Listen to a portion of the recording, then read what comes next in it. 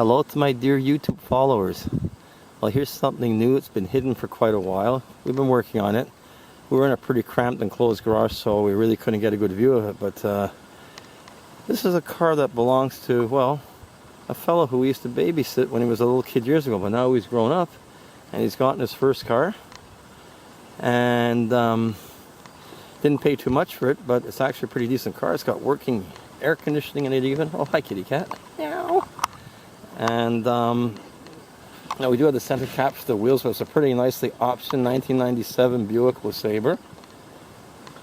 Well, honestly, it didn't have too much rust on it at all. There was only one major spot. The rocker panels usually go on these cars. The one on this side is in perfect condition, as you can see. Just a little bit of scale on it. Underneath, the floor's in pretty good shape. Brake lines have all been replaced on the car because those were a major headache on these vehicles. If the brake lines would have been rusty on the car or not replaced, I would have probably said no, it's going to be too much work to do. But we did do a complete brake job on the car. New calipers, new brake drums in the back, new pads. All been redone. Underneath is in pretty good condition, but it's going to get one heck of a good oil coating on it. The car has seen oiling in the past. That's probably what saved a lot of it, really. So the price was certainly right on the car.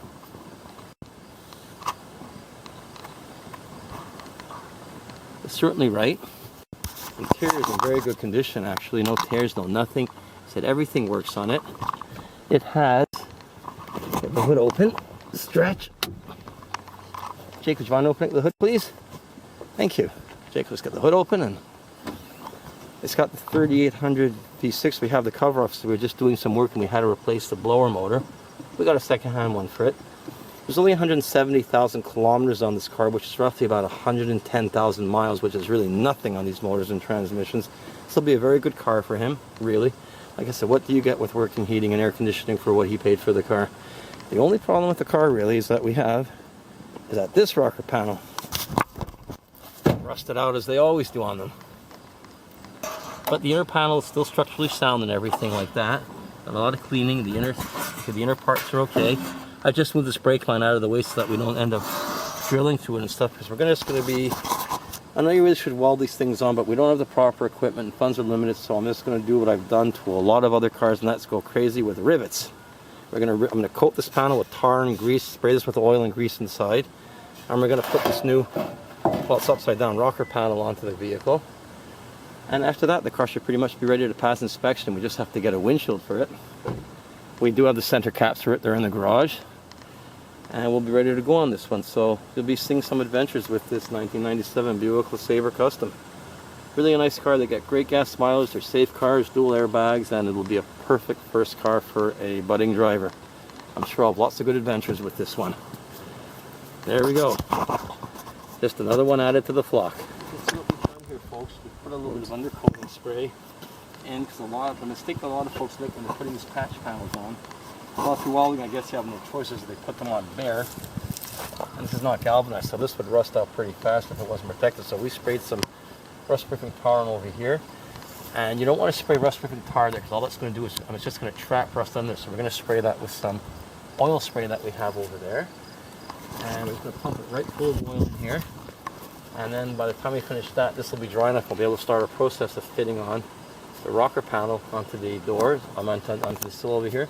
We'll get it to fit. It won't be the most glamorous, gorgeous looking job, but it will certainly meet the bill, and it will certainly allow the vehicle to meet inspection regulations. So on we go.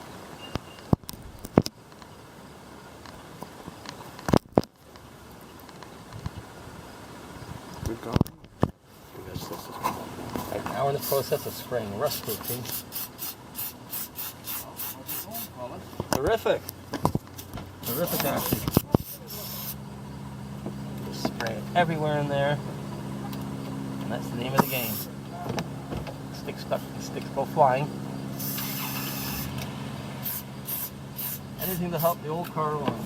That's what we want to do. It's the name of the game. Well, Jacob's going crazy with the spray. Can't resist that. But see, we got it pretty much inside, outside, everywhere, all coated with this non-creeping type oil. Well, it does creep a little bit, it just doesn't drip. So So that'll certainly do well for this section of the car. So once it's all done, the car will be getting a thorough oil spraying to make sure everything is going to stay preserved. Jacob won't be driving the car excessively in the winter in his first year, but we still got to protect it nonetheless. An oil coating certainly will help the cause.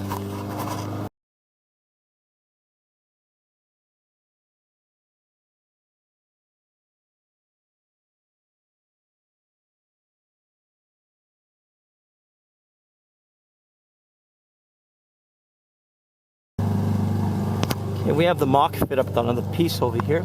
Seems to fit quite well. It'll need some trimming and things like that, some filling in, but the main thing is we'll certainly have a good base to work with. A lot easier than just trying to piecework and patch in stuff. All the nice bends are made over here.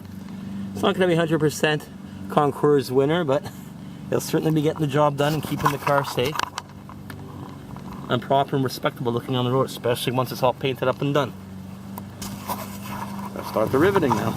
One thing I should mention, if you're using rivets on a car, they're a little bit harder to use, but always get steel rivets when you're patching onto steel panels, because while the aluminum ones are easier and they might get a little bit more of a grip and bite, because they're aluminum, they're going to start corroding into the metal.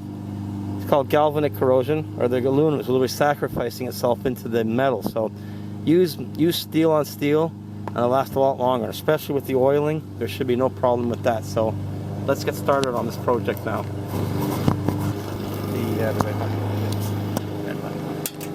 Alright, we got our first hole drilled here. Let's start the process of drilling and tapping in rivets. Come on, get in there. There we go. It's down.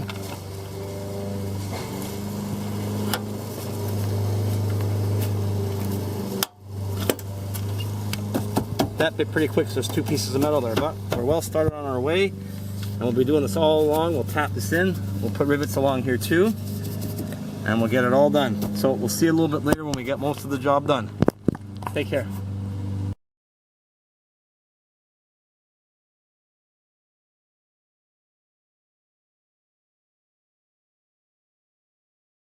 Where we stand right now with it.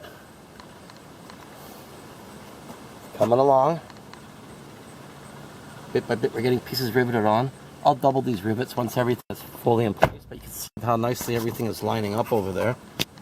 The front, Jake, if you want to open the front door, please. Doink. Yep. Everything is lined up in there too, on, solid. And it's a lot stronger here now.